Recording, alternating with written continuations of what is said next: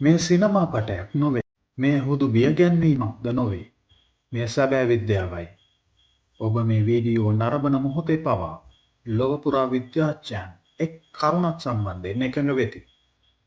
මනුෂ්‍ය වර්ගය සමූල ඝාතනය වීමේ අවදානම් කිහිපයකටම මුහුණ දී සිටී. ඒ කවදා හෝ සිදුවන්නක් නොව අපේම අනාගතය තුළ සිදුවිය හැක්කකි. එබැවින් සැබෑ ප්‍රශ්නය වන්නේ ලෝකේ විනාශ විය හැකිද යන්න නොවේ. ඒ සිදුවන්නේ කෙසේද යන්නයි.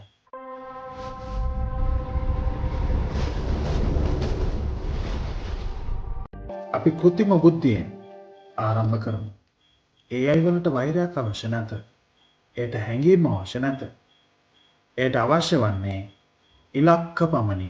දැනටමත් AI පද්ධති මිනිසුන්ට වඩා වේගයෙන් තීරණ ගනිමින් සිටී. වෙළඳපළ, රථවාහන පාලනය, අවියායද සහ තොරතුරු තාක්ෂණය මෙහෙවන්නේ ඒවායි. අනතුර ඇත්තේ රොබෝවරු නගරවලට පහර දීම තුල නොවේ. අනතුර ඇත්තේ මිනිස් බුද්ධිය අභිබවා යාම තුලයි. ඉතා නිහඬව කාර්යක්ෂමතාවයේ මත පමණක් පදනම් වූ AI පද්ධතියක් මිනිසුන් යන අනපේක්ෂිත බාධාවක් ලෙස තීරණය කළ හැකියි. පස්ස මිතුරන් ලෙස නොව පලක් නැති කොටසක් ලෙස. පිපිරීම් නැත, යුද්ධ නැත. හුදෙක් මිනිසා වෙනුවට වෙනත් පද්ධතියක් ආදේශ වීම පමණි.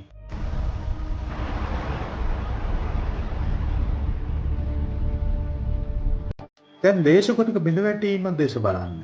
පෘථිවිය මීට පෙර 5 වතාවක් මහා වඳ වී යාම් වලින් බේරී ඇත. හිම යුගයක්, උල්කාපාත ගැටීම්, මහා ගිනිකඳු පිපිරීම්.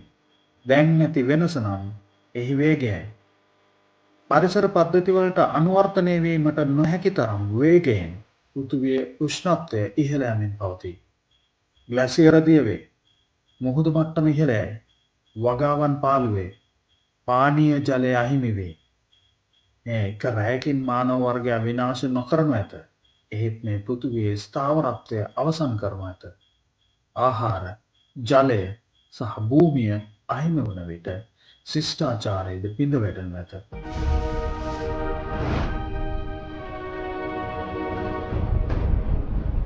ඊළඟට එන්නේ නොපෙනෙන තර්ජනයයි. වසංගත පැතිරීමට අවසර අවශ්‍ය නැත. වෛරස් වර්ග මිනිසාට වඩා දහස් වාරයක් වේගයෙන් පරිණාමය වේ. එක් කුඩා විකෘතියක් මගින් රෝගයක් වඩාත් වේගයෙන් බෝවන වඩාත් මාරාන්තික හෝ ඒ දෙකම සහිත තත්ත්වයකට පත් කළ හැකිය. ගුවන් ගමන් නිසා පැය කිහිපයක් ඇතුළත රෝගයක් ලොව පුරා ව්‍යාප්ත වේ. රෝහල් පිරී ඉතිරී යයි. සැපෙම් ජාල බිඳ වැටේ. සමාජය අඩපණ වේ. ඉතිහාසය පෙන්වා දෙන්නේ මෙය උපකල්පනයක් පමණක් නොවන බවයි. ඒ දැනටමත් කිහිප වතාවක්ම සිදු වී ඇත. දැන් සිතන්න. අපට නියමිත වේලාවට මැඩ පැත්තේ නොහැකි වෛරස් ප්‍රභේදයක් ගැන.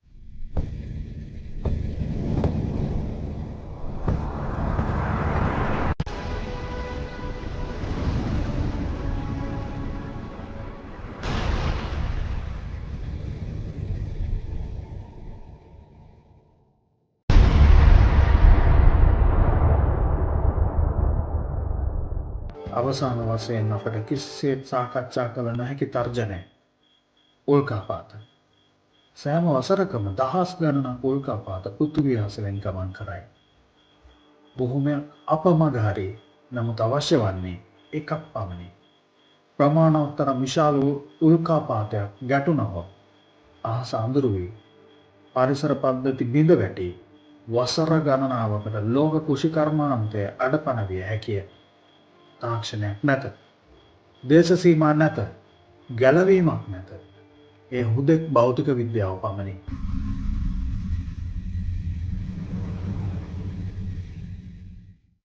ඉතින් ලෝකෙ විනාශ වන්නේ මෙලෙසද?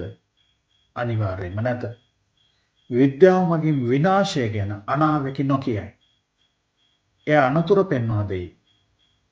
ඔබ මෙහි දුටු සෑම තත්ත්වයකටම පොදු එක දෙයක් තිබේ. මිනිසාගේ තීරණය. අපට AI පද්ධති ආරක්ෂිතව මෙහෙවිය හැකිය.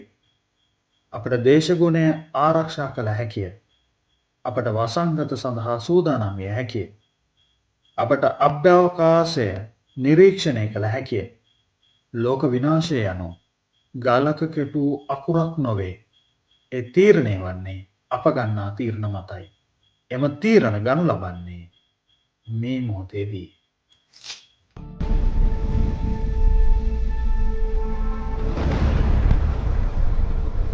මේ ඔබ නැවත සිතන්නට පෙළඹවුවා නම් අනාගතය පිළිබඳව ගැටලු මතු කළා නම් අපගේ පොප්ටෝනි කාටූන්ස් YouTube නාලිකාවෙන් සම්පූර්ණ වාර්තාමය වැඩසටහන නරඹන්න. තවත් පිරිසකට මේ නරඹීමට අවස්ථාව ලබා දීමට සබ්ස්ක්‍රයිබ් කරන්න, ලයික් කරන්න, ෂෙයා කරන්න. අනාගතය අයිති වන්නේ ඒ නිවැරදි අවබෝධ කරගන්න අයට.